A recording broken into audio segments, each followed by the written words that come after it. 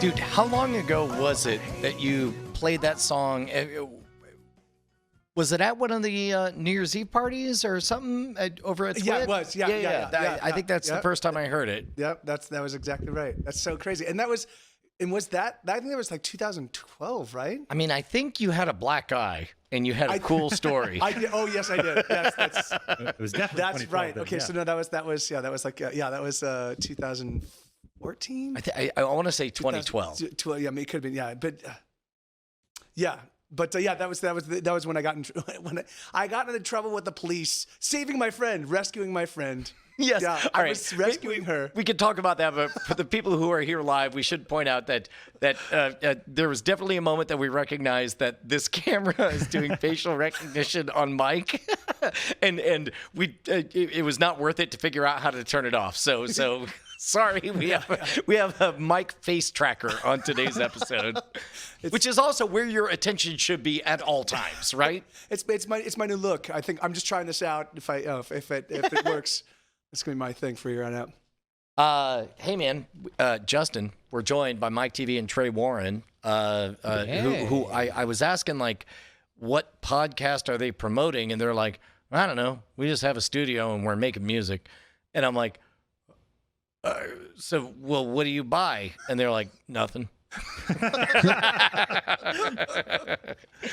I mean, eventually you'll buy music. Eventually. Right? Yes. Eventually you'll post music and you'll stream music and you'll buy music. So, I mean, is there like a maybe like if you're on Spotify, like follow Get Set Go, or is there a way that people can just put that on their radar? Yeah, in fact, I actually just hit for the first time ever over the past couple months 40,000 monthly listeners on Spotify. So I have no idea. I mean, I'm figuring it has to be this COVID thing, but like I'm figuring people are now getting. So a you're chance, saying only a global pandemic can cause you to have the validation you've deeply sought for many years. That's exactly right. That's the only way it's possible. Couldn't possibly be because of the quality of the music.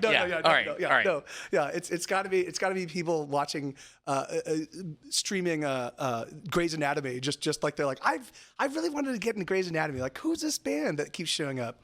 Also, separate thing. I need to do it. And here's a pinky promise between happy hour right now and Night Attack. I'm sure I'll have a reason to go back home.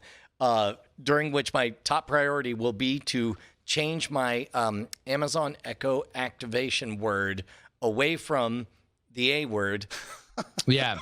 And instead, I want to change it to Guillermo. Guillermo, set the timer. I want the buzzing in 10 minutes.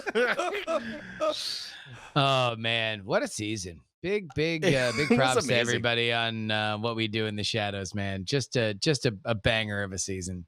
Are you into that, Trey? I just started watching it. I'm not up to this season, but I started season 1 and really enjoying it so far.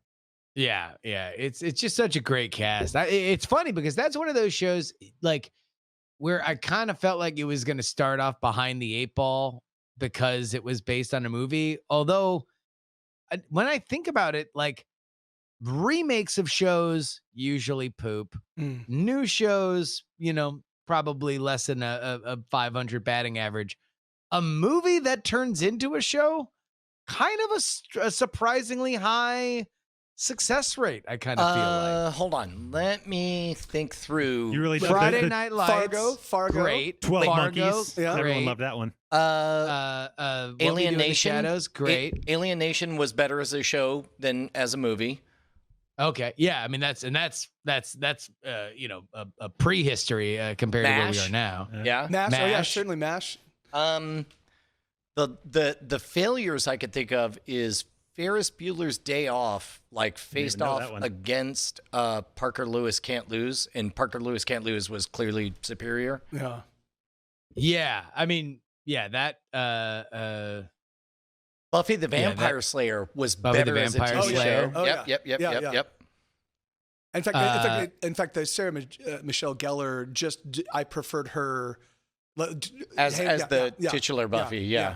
Amen. I mean, they were different vibes. They were just like totally different vibes. The movie and the TV. I mean, if memory serves, at least I remember the movie. It's been forever since I've seen it to be a little bit more popcorn like Teen Wolfie than the show was. I mean, also, if I remember any great moments, they all involved Paul Rubens and part of his comeback. Like, it was sort of a dirty role for him to be playing after Pee Wee Herman.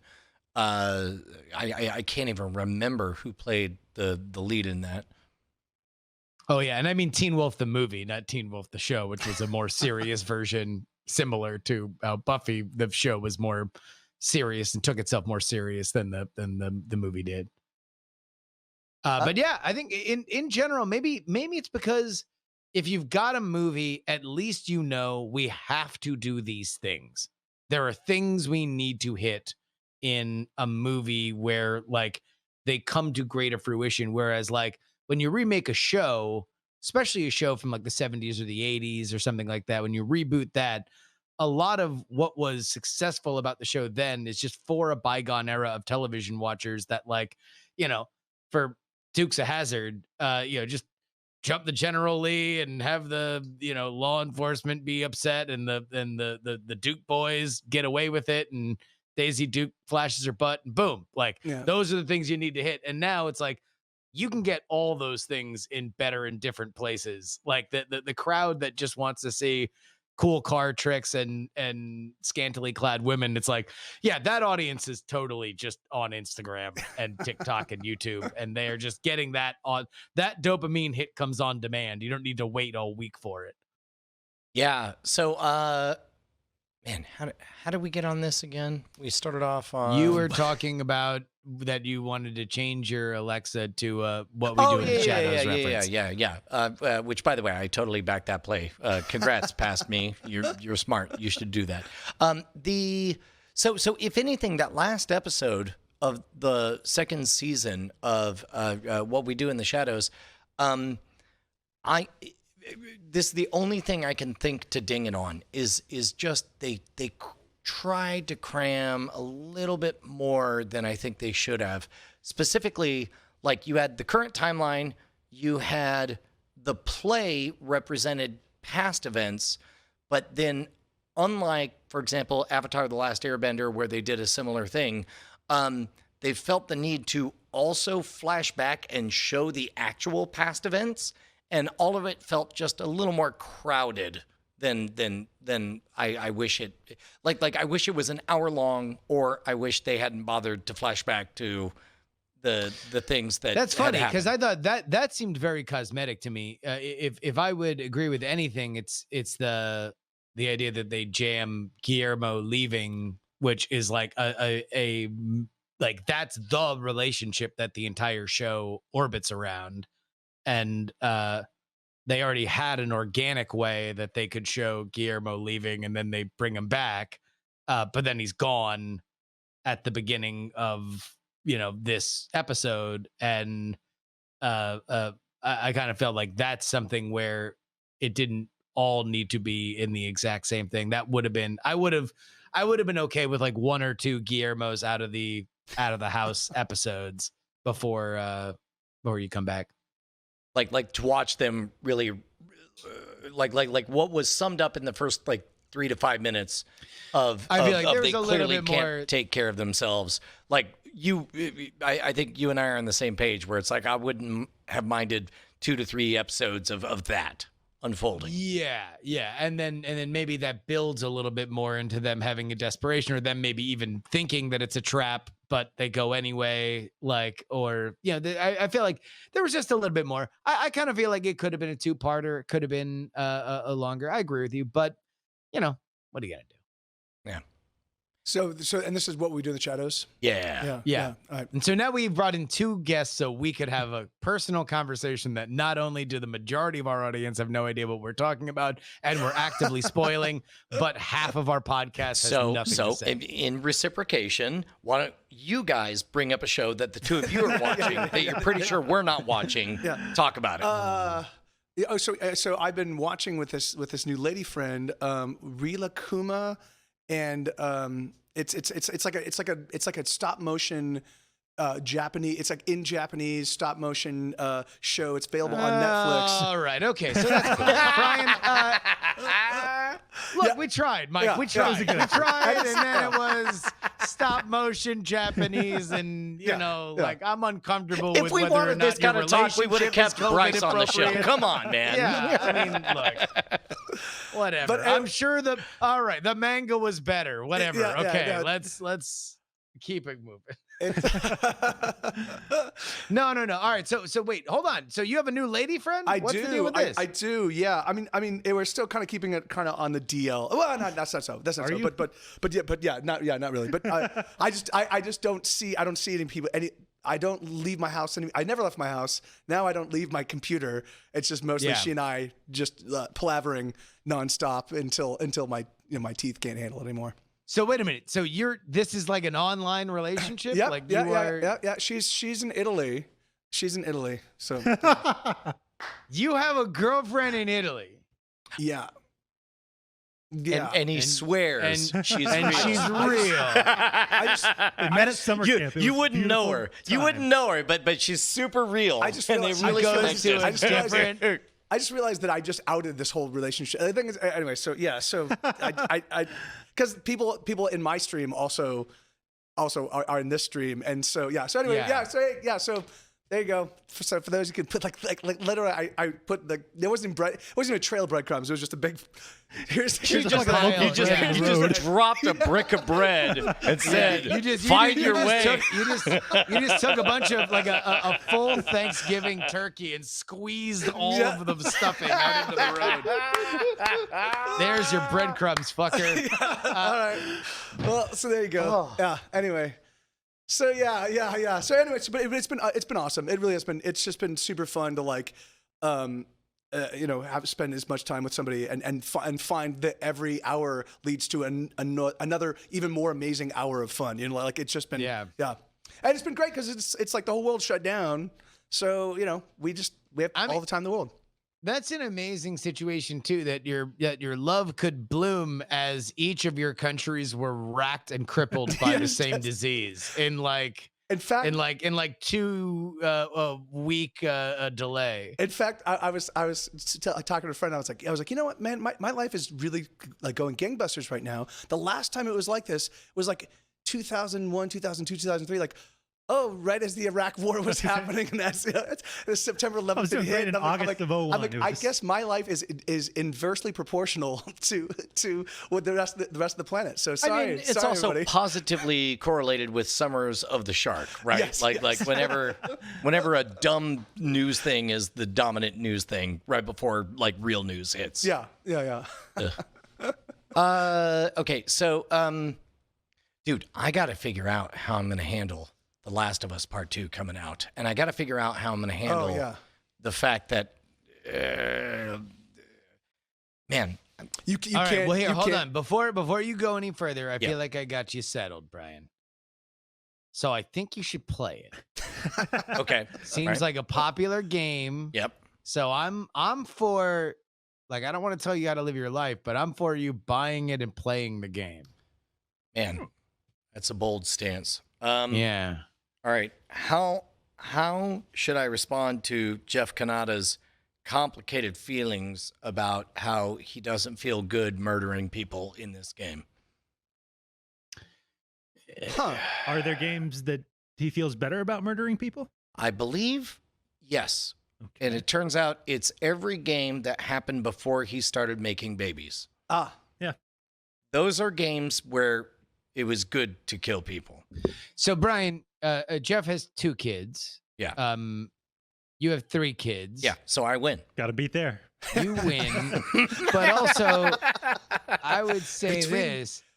I don't feel like you have had the same change in sensitivity that Jeff has had. It feels like Jeff, at least in terms of what he has said, like the world smells, sounds and tastes a lot more intense since he has had kids. I met you after you had kids, so I don't know where you were before, but it seems like you are not quite there. I can't speak for Jeff, but I definitely said to my 2 of my 3 daughters, hey, I want to watch this comedy show about murderers and vampires, but this episode, they're going to constantly be talking about extracting semen from men.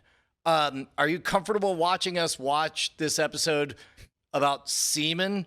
And they were like, yeah, Dad, it's fine. And then we watched it and it was hilarious. Awesome. I suspect that's not the type of conversation that's happening over at Jeff's house. Well, specifically since I think they're both under 4. So like I think that I mean, look, man, they're gonna see it sometime. Like, might as well get started.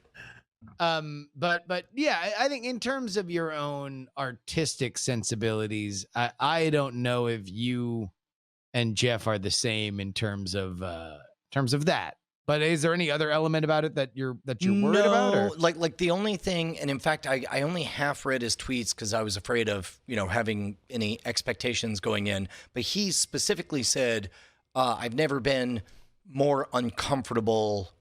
Killing, like every person I killed in this game, I felt terrible about or whatever. And I'm certain that is what the game is designed to do. I am also certain that I will love it for doing that. I love being made to twist. In fact, I love it so much, I do a comedy podcast with Justin Robert Young where all he does is grab them nips and purple up them nurples. I think I will enjoy it a lot. You've said that a lot. I don't ever think that I do that, but I guess that's our charm. I mean that is a strong part of my attraction for you. Is that very few people intentionally smell that I'm uncomfortable with something and race towards it to intentionally make it as miserable as possible. And I think that's a big part of the Night Attack DNA. Yeah, I guess, and I don't deny that I do that. I'm saying that I don't realize I do that. Like if you were to say, "Oh, well, Justin, a part of your friendship is constantly trying to make Brian uncomfortable," I'm not Brian, so I cannot register how uncomfortable I am at any given moment. But I know that I don't think of it in any specific way. But then again, that probably just makes me a monster who does this to everybody. No, and again, it's not the level of misery. It's the like I think from the beginning, I found you interesting because so few people. That's their impulse is to, is that a sensitive spot? Let me just get in there a little bit. Like in regard, I'm not saying that it's that it's your job to make me miserable or that I like being miserable or whatever. But I will say that there are very, very few people in my entire life who the most obvious move is to make me even more uncomfortable. And the fact that you are among them makes you one of the most interesting people I've ever known in my entire life. Yeah. Well, I guess we all got our lot in life. I just kind of feel like the only response there is just like the fucking pterodactyl in the TV with the Flintstones, like it's a living. and certainly Bonnie is in the same category. But okay, all right. What are you guys into? Like completely. What do you enjoy consuming while we're all locked in cages? Well, really, the squirrel. that's been my thing. Yeah. I'm learning Italian. Yeah. But what we've been doing is we've been going back and forth with turning each other on to favorite shows or movies or things of that nature. So that's been a big. So it's crazy because I usually don't ever have the time to. I mean, I've always got a new album I'm working on. I'm working on new material, but I just decided to this last record was such a huge monumental effort. I'm just going to let this one, I'm just going to coast for a little while, and so I've just had plenty of time. Yeah. So it's been nice. I mean, when you put out an 800 song album, yes. I think you've earned yourself a long winter's nap creatively. Yeah. And it's funny. I'm still writing new material, but I'm not doing it with a sense of with a real sense of purpose. I'm just doing it because that's what I love to do. I love to write songs. So, but yeah, man, it's been, it's funny. It's one of the most super fun things is I've been able to turn her on to movies that she's just never seen, like Groundhog's Day. She'd never seen Groundhog's Day. I'm like, Oh, you're gonna love it. Is there an Italian version of like, this is a pasta day movie? Like I mean, now it's become a genre here in America. Yeah. But like, had she ever even seen that conceit of a day restarting over and over? I don't think so. In fact, we didn't even Also, really- so racist of me. I did just say, "Oh, you're talking about pasta day." It was the only thing I could think of. You're talking about Mob Day. What other stereo? You're talking about Pope Day, the movie. Pasta day. The day resets when the pasta fagioli runs out. And, Mamma mia! And then Mussolini stubs his toe. What about you, Trey? What are you watching? I've been watching a lot of concerts on YouTube just to sort of scratch that live music itch. Oh my God. Wait, are you all right? So this is a fascinating thing that a few of my friends have gone through. At a certain point, they just become watch live concert people. And they were never watch live concert people before. It comes on suddenly, and at this point, like what used to be just leave the television on, what used to be just leave the news on, what used to be just leave the radio on, now it's like between now I just got YouTube, Fish running 24/7 on. Yeah, it's just YouTube or HGTV, and it's just like live shows from like all the random ass festivals that you've like seen once on like a Twitter promo, or it's like the Rhode Island Festival of Spinach and Folk Music or whatever. And now there's a Fish set from there from 2003, and you're just fucking consuming all 7 hours of it. I will say I'm not actually going into Fish. I've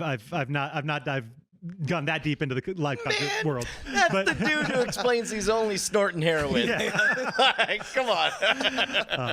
But yeah, a lot of that, but both full concerts, which I totally dig, but also just live music recorded in like a produced manner. Like I've been listening to a ton of Scary Pockets, watching them on YouTube. They do a lot of kind of, it's what's his face? It's Patreon guy. It's his Jack Conte. Yeah, it's his post Pamplemousse thing, little funk covers, real good stuff. But watching a lot of that, and then just watching more movies. Also, man, how happy will Jack Conte be that his tombstone will just say Patreon guy, 1979 to 2050.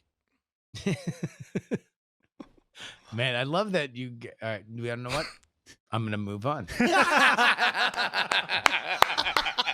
I'm going to suppress that instinct. See, I'm learning. I'm teachable. I think Justin's See, rooted I now. didn't realize that's where that came from. And yet I recognized my impulse and I pulled back. That's awesome. The kids have not made the dragon tombstone yet. And I feel like there's only so much time we have to do that. So, all right. So concerts and girlfriends and anticipation for The Last of Us. I watched Casablanca, Real Trip. I love that movie. Turns out it's good. You had never seen it? Man, all I've heard my entire life is everybody talking about what dog shit that movie was. Oh yeah. And nobody quoting it. Yeah, I'm like, there's some good quotable lines in there. I know, and it's pretty good. And I don't know why it's universally considered to be the worst movie ever made. Yeah, well, but I disagree. And I know this is a bold, powerful, strong, impressive, masculine, powerful thing I'm saying, but I disagree. Wow. Yeah, that's yeah. Play it the fuck off the stage, Sam. It's crazy because that movie like people have taught like classes on it, like this is how you write a screenplay, like kind of thing, like really, but it's a fun. I mean, it's got everything. It's got everything. Jerks. The yesterday on Spoiler in Time, like the only. My instinct is to try to figure out okay, what fat could possibly be trimmed. And the closest thing to fat I could find was I think it's 15 minutes where they show us Rick younger in love in France. But ultimately, I understand why it's there because it needs to make us understand that this is turns out Han Solo could be happy at one point. But he's straight up Han Solo. That's definitely the cantina. Yeah. I mean, it's Star Wars. It's the best Star Wars movie. Yeah. It certainly is. And And it's got everything. It's got the romance. It's got like the political thing. It's got it's got very smart writing. It's got the underworld. It's got the I just think it's great. And thank God no one's been like, hey, let's remake Casablanca or let's do the Casablanca the television series. I mean, to be honest, I would straight up sign up for a Star Wars Casablanca. If they flat out told us, hey, we're just going to do straight up Casablanca, but it'll just happen to be in the Star Wars world. Yeah. I'd be down for that. Yeah. I mean, it kind of feels like, based on what our earlier conversation was, if they just did a Casablanca television show, there's a better than 50% chance that it would be pretty good. Yeah. I mean, it's hard to mess up cookies. I mean, the recipe's pretty ironclad, right? Yeah. Yeah, just with the stable of characters. I mean, you could probably have a lot of fun with that. Like, it's definitely another Steve Buscemi vehicle. Definitely. That dude loves TV, man. Yeah. He loves vehicles. He does. He loves them both. That's why he's the new star of Top Gear. Steve Buscemi's Top Gear. Hey, I'm in a Ferrari. That's the pilot. I would love to believe this is a real thing that you were alluding to. No.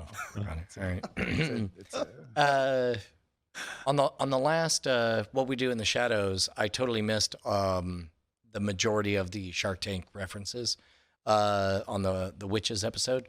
Like only watching it the second time do I realize that moment where he calls out that he's watching a lot of Shark Tank, and did I recognize the musical stingers for like, what if I told you?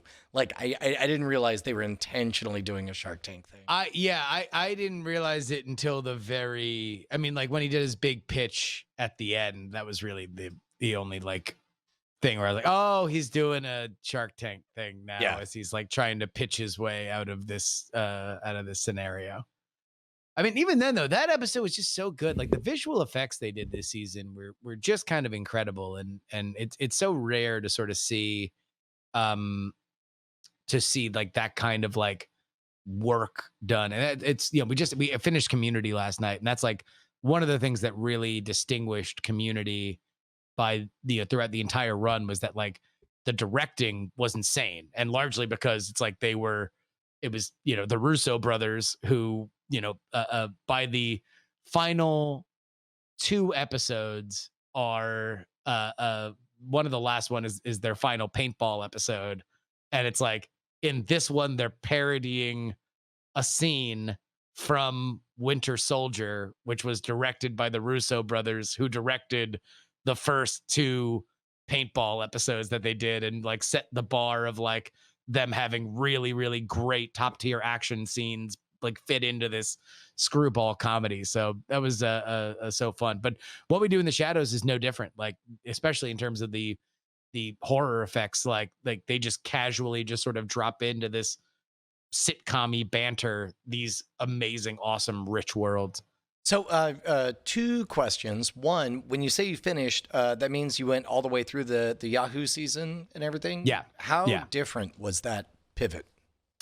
Not at all. If you didn't know the story of that, like when people are binging it on Netflix now, there's no like moment where they're like, Yahoo presents like Community. Like it is, they're still making fun of NBC. Like all the shit that they were doing in season 5, they're doing in season 6. Really, it's like there's only one season that stands out, and that's season 4 because it was the one without Dan Harmon. All right. So second question. Have you watched the new Chappelle special?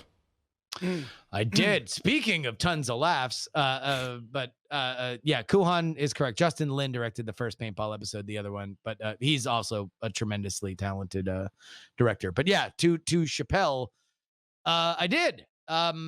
Not a lot of jokes. I don't know if a lot of jokes were warranted. But I kind of likened it to, it was his own kind of presidential address. Like that was like him coming out to the Rose Garden. The closest thing I could think of is, you remember Dave Chappelle was the host of Saturday Night Live the day after Trump got elected, and he came out and gave essentially this unbelievably awesome healing monologue, peppered with enough good digs. That was a wild moment. Is that what the special feels like? Oh, you haven't seen it? Nope. I'm scared to. No, because it feels like it feels like homework. This is not a comedy special. This is Dave Chappelle. Like, to compare it to his SNL monologue. His SNL monologue was him taking a lot of great jokes that he had been working on in this, period where he was working a lot, but he wasn't on television, melding that with the observations of the moment and moving forward. This is raw pain. It is literally about as funny as when I say a root canal, I don't just mean generic metaphor for pain. I mean literally like an exposed root that, is trying to be treated. Like, at a certain moment, you might feel like it's ironic if the dentist farts during it, but like, it's never going to be fun. And this is never fun, but it's never really supposed to be fun. It's more of a view of the last few. COVID's not really mentioned, but like obviously the death of George Floyd and a few other police shootings and police shootings both ways. A disgruntled police officer shooting other police. Like, he tells a lot of stories that are revelatory to the way Dave Chappelle sees the world, and specifically how poetic Dave Chappelle sees the world. But boy, if you're looking for that one hilarious joke that'll make you feel better about the world we're in, that is not what you're getting here. So good. So 4 stars, 5 stars. It's not a comedy special. Like, if you're a Dave Chappelle fan, you should watch it because you've seen enough of his work that you'll appreciate where his brain is at now. It's easily the drunkest I think he's ever been on stage. Wow. In anything that's come out. But that doesn't impair anything per se. Like, it doesn't.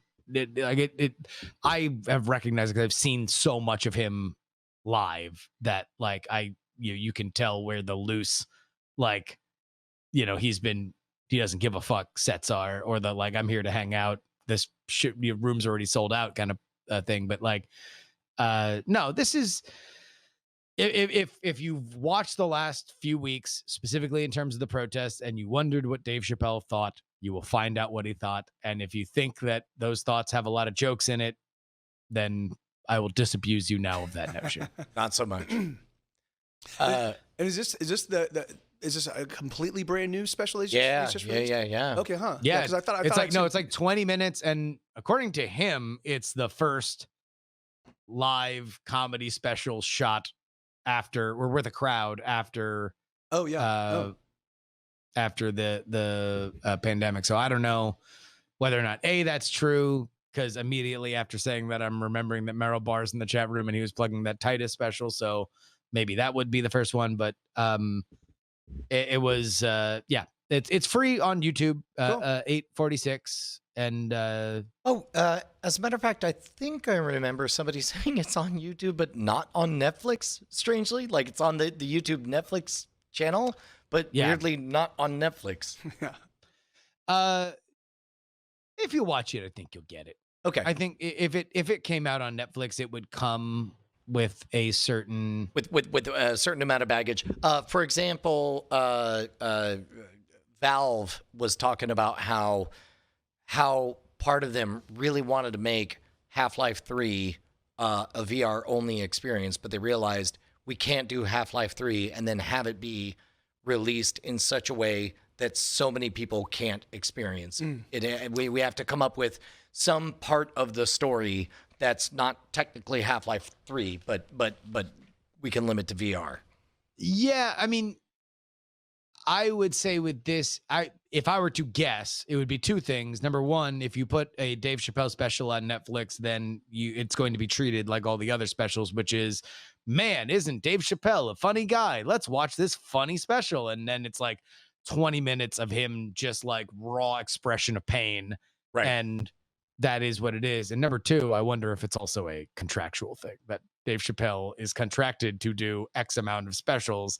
And if Netflix is like, cool, this is up on Netflix now, then he's like, all right, only one more to go. In a way that, and it might be the kind of thing that he was that the pitch internally was, yeah, no, I want to use a coupon on this, and they're like, we want to take a pass on it, and I wouldn't be surprised where it's like, okay, well, there's two realities. One, this goes out with the words Netflix associated with it or not. Either way, it's going out. How would you like it, Netflix? And then this is where they ended up. Yeah, I mean, I don't know what the situation is, but it seems fairly clear that Netflix paid for it, and so that's why they're airing it. And but obviously, it's not on the service for whatever reason. Huh. Right. Well, what other global problems should we solve? What else can we solve today? Yeah, it is. I mean, I often find myself looking out at the world right now and being like, oh yeah, huh. It makes perfect sense why my life is doing so well. Hey man, do we have any entertainment news besides all the entertainment news that we just discussed? I figured we'd drop that bit. It'd been a while. I guess we're running out of things. Hold on, that's sort of our desperate grab for literally anything to. I mean, we don't have traffic and weather together on the fives, so absent that. There was a lot of traffic on Circle Drive on the way over here. They're doing some work. Yeah, no, I rode my bike for the first time today. Jason has been hanging out here but doesn't have a car, and I mentioned, well, we got this truck. I can just leave the truck here, and if you have to run an errand or whatever. He's like, I can't even imagine any errand I would ever need to run ever. I'm offended you even said that. And then he hit me, which was really weird because that's not normally how our relationship goes. But then this morning he says, hey, about that truck, I sure could use it. So I loaded up my bike in the back of the truck, drove the truck over, rode the bike home, and boy, oh boy, Texas in summer. That's a ride. You keep an eye on that clock, man. Oh, because like that's one of those things where he asked at 10 a.m. and I ran because I knew that the world in Austin at 10:30 looks very different from the world at 12:30 or 2:30 or whatever.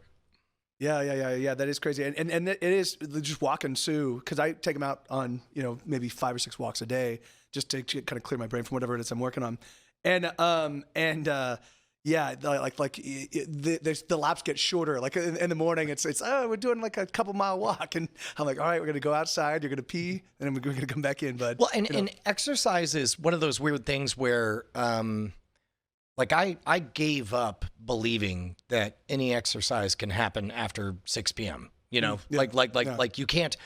Yes, there are 2 windows of acceptable temperature, but the second one is not really on the menu. Yeah. Because it can still be brutally hot well into 10, 30, 11 o'clock at night. That's and then of course there's all the booze. All right, here's some entertainment news. 30 Rock is coming back. Okay, I heard about this. People were upset or offended at the idea that 30 Rock would be blended with basically an upfront pitch of some variety. Yeah. So what it sounds like is that what used to be a presentation that was done privately for advertisers, where they would all come to New York and they'd be wined and dined, and General Electric and Casper Mattress would sit together and they would watch all the hot programming that's coming up, and they would hopefully have everybody in their brains think, oh, well, that would be great for our product. And then they would book advertising. They can't do that because of COVID. So now they're going to do their upfront presentation on television, but to gussy it up more than it normally would, they're going to have it be wrapped around and themed as a 30 Rock show, although everything will be remotely produced. I don't know that I hate this as much as it sounds like everybody else does, because I'm picturing Penn and Teller I get hired for corporate gigs, and I would assume some of those gigs, they're told, come out, do 20 minutes of material, and then say, and now here's the CEO. And the CEO will do his presentation. You'll come back out. You'll do one bit. Then you'll say, here's what the next quarter looks like for printers. And then I assume they've done that, right? And this is essentially exactly that, only instead of it being two humans that we could wrap around our minds about being human, and instead of being in a physical space, it's happening virtually with this brand, and it seems like they should be entitled to do as many of these, corporate gigs as they want, right? I mean, what this is normally is a bunch of stars that don't want to shill themselves in front of a bunch of advertisers are compelled by their networks to come out and shill themselves for the advertisers. And so, like Johnny Carson famously announced that he was quitting the Tonight Show during the NBC upfront. Like, he just knew the only way it would be real is if he walked out and in front of the advertisers said, this is my last year. If you want to buy ad space, buy it now, because it wouldn't be him going to the network so they could offer him a bunch of money. And now he'd have to think about leaving a bunch of money. He knew creating a gigantic ad feeding frenzy was the only way that he would be able to get out clean. So it's like, 30 Rock, I'm sure, has done a bunch of upfronts before. I'm sure they've done in-character stuff where they made all the ad rep people laugh. The only difference is now it's going to go on television because, for NBC, it's like, well, what are we going to do? Pay for the 30 Rock people to do a 20-minute video and not put it on television? Like, fuck it. Let's put it on television. Especially because, I think there's less. I think there's less of a stigma nowadays. It's like, all that's going to happen is a crappy pirated version of it. It's sort of like how Comic-Con originals or E3, how many years of them having exclusive live events did it take in both Comic-Con and E3 before they figured out that only equaled a shitty copy of it is the one of record, the one that goes out, right? And right. That's why like Nintendo now doesn't even do live events, right? They just put out a fucking YouTube video and everybody watches it at the same time and they wind up getting about the same amount of press. I think so. This is going to be an hour-long commercial-free event that premieres on NBC. And commercial-free event, by which we mean an hour-long commercial. An hour-long commercial for other programs. I mean, here's how fucked up it is. It's an hour-long commercial about programming for other people that will buy commercials on that programming. That's literally what this is. That is what the reason for it is. And by the way, I will bet you that they are going to pay for everybody to be tweeting about this, because that is the metric that advertisers care about.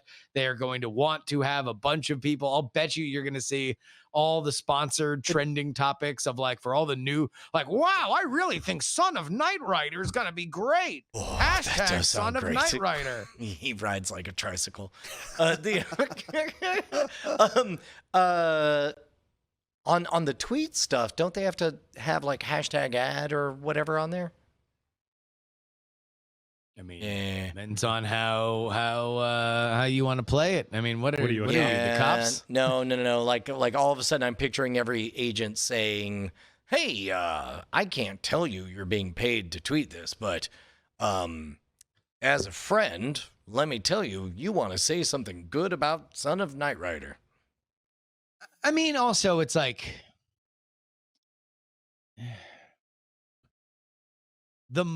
I've known a bunch of friends that have gone to Hollywood and show business.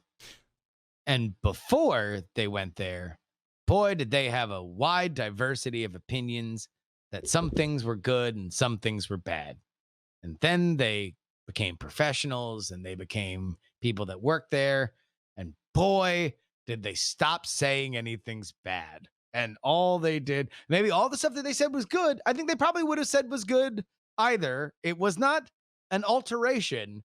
It was a subtraction of the negative stuff. So what I suspect is that there's going to be, everyone who sees their friend up there on the TV is now going to be like, I can't wait for Jim and Andrea's excellent coffee shop with 3 X's because they also sell porn. Isn't that a twist?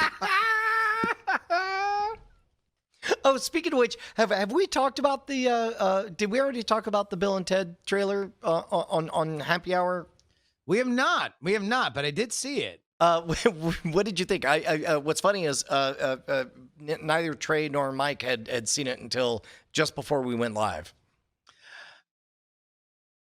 The weird thing about it is that both Keanu and Alex Winter have, like, they kind of won.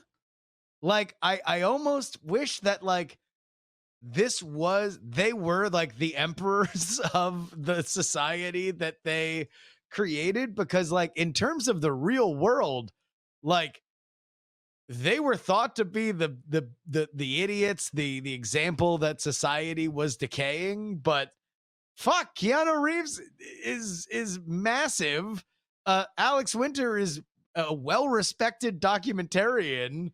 Like, I don't know if I want to see them struggle. Like, to me, that's what came off as false, was not that they weren't dumb, but it's like, I feel like, just let them be them, but be like, no, we did win, and now something else is going wrong, and we have to go back and fix it. I mean, here's what I suspect. If I'm placing a bet, and part of the way I think this could not only work but be fucking amazing, is if it's an indictment of us, the audience, just happening to live in the wrong timeline.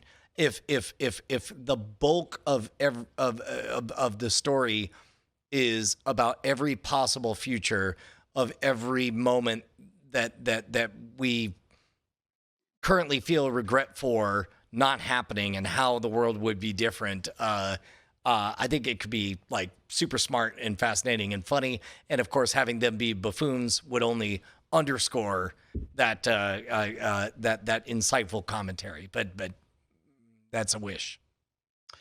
Yeah, I mean, I don't know about that. I mean, I would say I love seeing them together. I know we've had this conversation. Like, I unequivocally think that Bogus Journey is a better film than Excellent Adventures. So oh man. Yeah. I was on your side, and then I watched Bogus Journey again, and I think we talked about this. Like, 2/3 of the way through the movie, they had yet to do anything other than say, whoa, we're dead. Like all of the best parts you remember from Bogus Journey occur in the last third of the movie, which at the very most charitable means it's less balanced than I remember it being.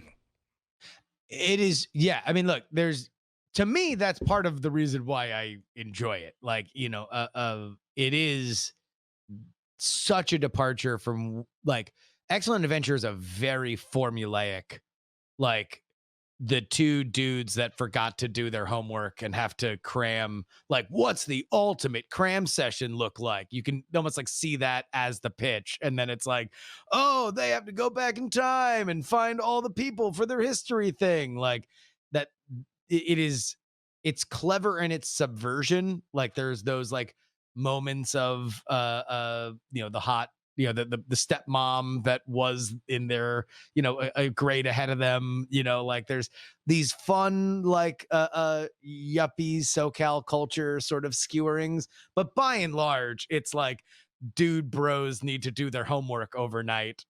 Whereas Bogus Journey is like, okay, we actually feel like this dude bro archetype is sound enough that we can take it through this, like, metaphysical exploration of, like, death and religion and mechanisms versus organics. Like, there's all this crazy stuff. Now, look, it takes its time to get there. I will admit it. I will admit it to you. But it's like that, to me, Bogus Journey is what defines that series as something more than just kind of baseline late 80s, early 90s popcorn fun. There's also Bill and Ted's Excellent Adventure from the chat room. Yes, correctly identified. there is a flat out egregious, I would say, in timeline use of an F slur, but it's used as what a mere 15 to 20 years later would be replaced with no homo, which makes me think that no homo is about to become the new F slur. It's very like it's in a moment of appreciation of each other where they give each other a hug and then back away and say the F slur, where it's like, okay, how different is it that just, 10, 20 years later saying no homo was in any way different? Yeah. That's Nick with a C. No homo was never a thing. Cameron on line 1, please. Come on, Philistine. Do your get some goddamn culture. Yeah, look, I mean, there's look, people use that term fucking in the past. It was bad. People stopped using it. Like there's if we want to persecute it, then we can do it, but I think that's just a fact. I will say, hoo boy, Penny, up and left the room. Like that was so. She was very shocked to hear that word just casually used in that moment. Oh man, I mean, dude, whoa. Different time, folks. Different time. You know what I watched the other day because I had found the gift for the Free Political newsletter was the scene in The Simpsons with the gay steel mill. Oh yeah, where it was playing the flaming CNC music factory. But it's just the funniest joke, and I don't know. I mean, it's a problematic joke. I don't know if it certainly would not fly on network television, nor would a beloved character like Homer Simpson be caught saying it. But if you've never seen the episode, Homer is afraid that Bart is going to be gay. We're already starting off in a weird place. And so he's showing him what real men do for work. And he brings them to a steel mill, which turns into finding out that all the steel mill workers are gay, for which is populated by gay stereotypes of lisping and limp wrists and yada yada yada. Sure. But the one joke that I always find funny, and I'll go to the grave for this one, but there's a moment where Homer is reacting poorly to the gay steel mill workers and just leans over the balcony and screams, "You people are sick!" And just unseen steel mill worker just yells back, "Oh, be nice." I just love "oh, be nice." Like there's somebody saying something that ugly, just "oh, be nice." the one moment that always sits with me is and again, this is way early when I believe California was just barely flirting with the idea of medical marijuana. And he's, going to the doctor, and the doctor says, well, there is one therapy. It's a bit controversial. And I just remember Homer going, "Does it go in the butt?" And then he becomes a stoner pothead. Yeah. No, dude, there's a lot of shit back in the day that is just like, we're in a place where I think it is not going. I'll put it this way: we're not going to need to do a whole lot of retelling in the past to let people know that the vast majority of art were created by straight white men for straight white men. Like that. When you go back in time, you're going to be able to be like, oh yeah, no, that's very clear based on what like is and isn't skewered and what is and isn't taken care of, like and kind of like understood to have humanity. Oh, I thought there was a butt coming. No. Okay. I mean, I'll tell you what the butt is.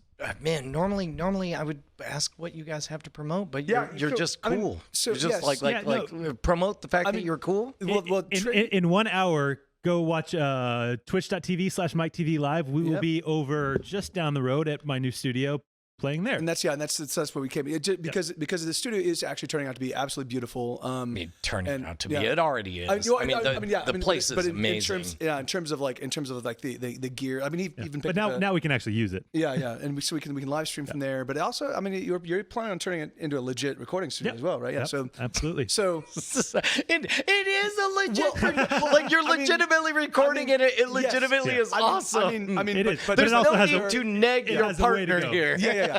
No, I am negging it plenty. It has a long way to go before it's a competent studio in Austin, but it gets the job done for us, and we're enjoying it. So every Tuesday night, we are the warm-up act for Night Attack. We play from 6 to 8 on twitch.tv/MikeTV Live. So come join us there. Hells yeah, dude. Thank you so much for joining us. Thank you to everybody who joined us for Night Attack. Also, hope you guys are writing us at mail@nightattack.tv to tell us what to do with happy hour, because we don't know what we're doing. It's a lot of work. Public comment is open. Yeah, dude. Twitter is a thing. You can tell us there.